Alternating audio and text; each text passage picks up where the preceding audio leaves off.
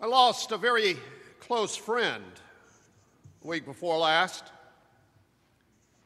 someone that I'd known for almost 30 years, and one of those friends that no matter how long it had been since I'd last seen him, the moment I walked through the door, it was like old times, like nothing had ever changed.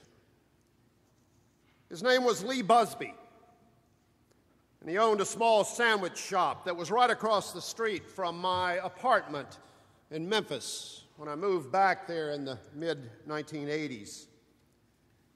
Because Lee died very suddenly and completely unexpectedly, and his funeral was held in Memphis just a few days later, I was not able to attend, very much to my regret, because he was a very dear friend. However, right after the funeral, another old friend who still lives in Memphis and who had been able to attend the funeral called me because she knew that I'd want to hear all about it. And in particular, I'd want to hear who among our other old friends had been there and what they were up to. And we talked for a long time. She called me up on everyone that she had had a chance to talk to at the funeral. And later that day, she sent me a lot of photographs that she had taken years before at a gathering that had taken place at Lee's Deli, the Front Street Deli, back in the late 1980s. And I loved looking at those old pictures of a very much younger me. And among the pictures, there was one in particular, though, that caught my eye. It was a picture of Lee and me standing outside the deli with two other very, very good friends, all of us then in our late 30s and early 40s. And what really hit me was when I realized that of the four, I'm now the only one left. And I wasn't the youngest of that group, not even by a long shot. Loss, of course, is simply a part of life. The truth is that we all lose a little something every single day of our lives, though in the beginning, at least, it's so little that it's a long time before we even begin to notice such losses.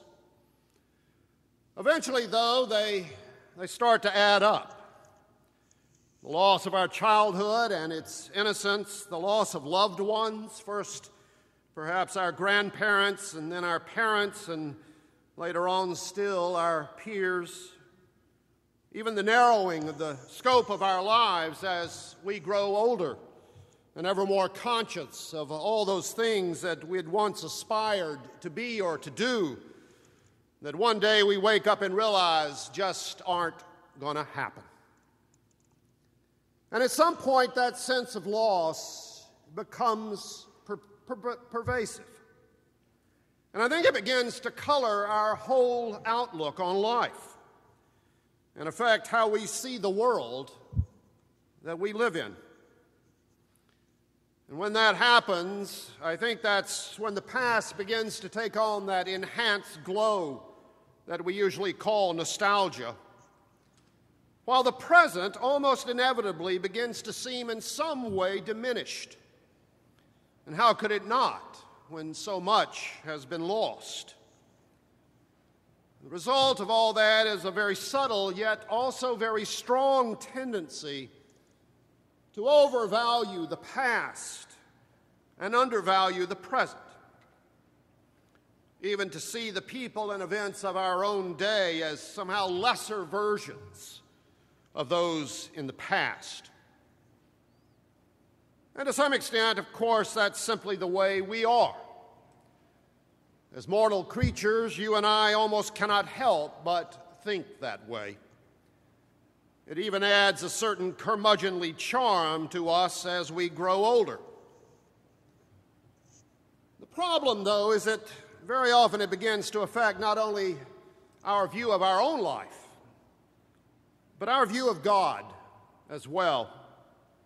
and in particular, what it is we think that God is doing, or, as I suspect is more likely, what we think God is not doing in our world today. All of it culminating in a sense that God's just no longer present in our midst, as he was in former times, that the days of God being actively involved in the world must be over. Even in its most extreme form, the sense that God seems simply to have abandoned us. Now, of course, we're not the first people to have thought this way. Just as people going back all the way to Adam and Eve have tended to think of the past as the good old days, so too people have always seen evidence of God's hand in the events of times gone by much more readily than they perceived God's activity in the events of their own day. We all read the Bible and think, why doesn't God do things like this today? Not seeming to recognize that we're asking the very same question that people have asked now for the past 2,000 years. And I think it all goes back to that same problem. Our tendency to underappreciate the events of our own time, to think that what's happening among us right now is somehow less newsworthy, less significant than events that transpired in the past. And that all this is nothing new is quite evident from the fact that all three of our scripture lessons this morning are having to deal with this very problem thousands of years ago. Both the prophet that we know as 2nd Isaiah and the Apostle Paul are struggling in the lessons we read today to open the eyes of people around them to what God was doing in their own lives at that time. Struggling because everyone's mind was so firmly fixed on God's activity in the past that they've almost literally been blinded to what's going on right in their very midst.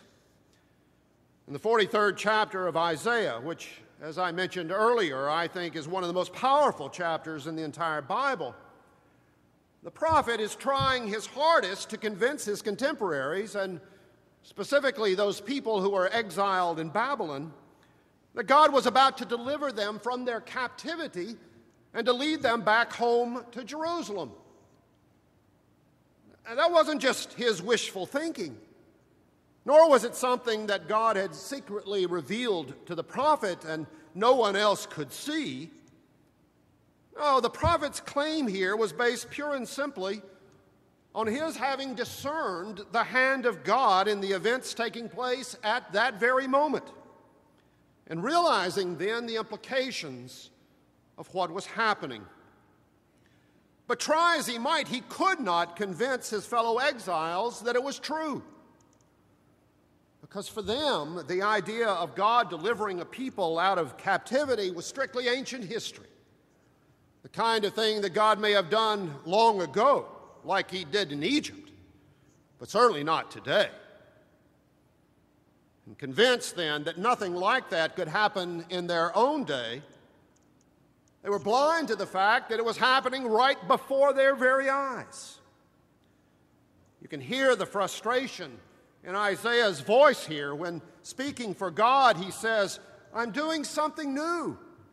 It's springing forth right now. Can't you see it? Well, as a matter of fact, they couldn't see it because they were so convinced that God didn't do things like that anymore that they simply could not see the evidence that God was doing it in their world, even when that evidence was right in front of their very faces. Just as we, all too often, don't see the evidence of God's handiwork in our own midst, because, again, just like the exiles in Babylon, we're not looking for it. And we're not looking for it because we don't expect it, because we just don't believe that God does that sort of thing anymore. In the past, sure, but not today. For Paul, the problem was much the same. In his case, the stranglehold that tradition so often has on us, the tradition which, for all its strengths, can very easily choke off any sense of God's living and active presence in our midst today. That's the problem that Paul runs up against over and over again. People for whom maintaining certain traditions inherited from the past was the be-all and end-all of their religion. Now, God knows that tradition is important. Without tradition, we have no roots and very little sense of direction in life. But the whole point of tradition, and in fact, the reason why tradition is so important, is to keep alive the idea that God is at work in this world. To tell stories of the past precisely so that we'll be more attuned to and can see what God is doing among us right now. Unfortunately, sometimes we turn that exactly around, and tradition becomes a substitute for such a living faith. And we tell stories of the past because we don't think there are any stories to be told in the present. To be sure, the past is a valuable record of God's activity. But for Paul, the present, with the astonishing news of the resurrection of Jesus Christ from the dead, was vastly more significant than anything that had happened in the past.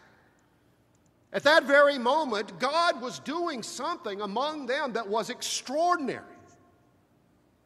So yes, the Israelites in the Exodus had a story to tell. And yes, the exiles in Babylon had a story to tell. But those stories, as impressive and as important as they certainly were nothing compared to the news that Jesus Christ was alive and in their midst. Talk about a story to tell. And it was happening not at some time in the past, it was happening in their midst. All of which reminds me of something that Dietrich Bonhoeffer says in his book, Life Together, the book that we've been reading and discussing on Wednesday nights. It's an amazing book, and all the more remarkable for being so short. But what I found most amazing, and among the many things that have really struck me, are his comments on the nature of community in the church. How both our community is an extraordinary blessing and yet so very ordinary an experience at the same time. And how easy it is then, because of that, for us to take it for granted and not realize what a precious thing a community of believers just like this really is. Which is why Bonhoeffer suggests we Christians are always far more attentive to the shortcomings of the church than we are to its blessing. And I think it all goes back to that same old problem of failing to see the hand of God at work in our midst today, under that mistaken belief that God doesn't do that stuff anymore. In the end, that, of course, was also Judas's problem. With the extravagant gesture of Mary in our gospel lesson this morning, when Mary anoints Jesus with that extraordinarily expensive perfume that would be worth for us the equivalent of thousands of dollars. Judas is clearly appalled, and if the other Gospels are any indication, and I'm sure they are, it wasn't only Judas who had a problem with it, but all the rest of the disciples as well. And I don't doubt but that most of us would have reacted in exactly the same fashion had we been there among them, and would have done so for exactly the same reason. Because it just never occurs to us that what's happening right here in our midst is the work of the hand of God moving among us. even in fact, the very presence of the Son of God right here. You know, that's something pretty extraordinary. And I don't know anything in the past that's any greater than that God is here. In the name of the Father, and of the Son, and of the Holy Spirit, to whom be all glory and honor now and forever.